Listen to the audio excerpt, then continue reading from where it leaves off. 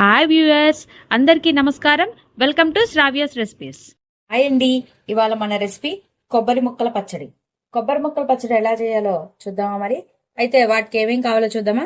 కొబ్బరి ముక్కలు, పచ్చిమిరపకాయలు, కొంచెం చింతపండు ఇలా నానబెట్టుకొని ఉంచుకోండి. ఇక వెల్లుల్లి రెమ్మలు, తాలింపు గింజలు, ఎండుమిర్చి, ఉప్పు, కరేపాకు, ఇంగువ. ఇక ప్రాసెస్ స్టార్ట్ చేద్దామా? ఇప్పుడు ఒక జార్ తీసుకోండి.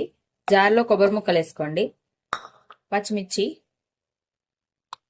ఉప్పు, తగినంత ఉప్పు వేసేసుకోండి. దాని తర్వాత 4 వెల్లుల్లి రెమ్మలు, కొంచెం చింతపండు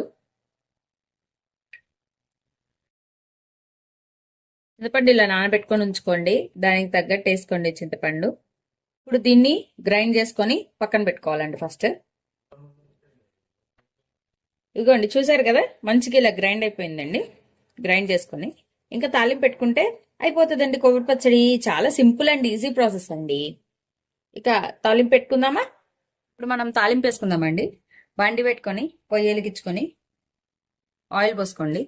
ఆయిల్ పోసుకొని తాలింపు గింజలు వేసేసుకోండి. కొంచెం కరివేపాకు వేసుకోండి.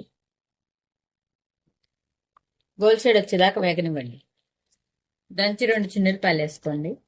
అండ్ ఇంగు వేసుకోండి.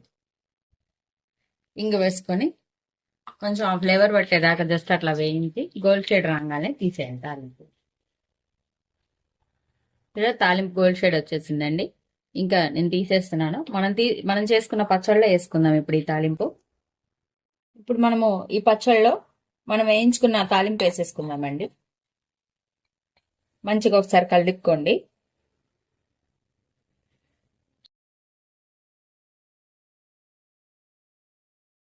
అంతే అండి, కొబ్బరి పచ్చడి అయిపోయింది. చూడండి, మంచిగా కలుపుకున్నానండి. అంతే అండి, కమ్మటి కొబ్బరి పచ్చడి రెడీ అయిపోయింది. ఈ వీడియో కనుక మీకు నచ్చినట్టయితే ప్లీజ్ లైక్ చేసి, షేర్ చేసి, సబ్స్క్రైబ్ చేసుకోండి.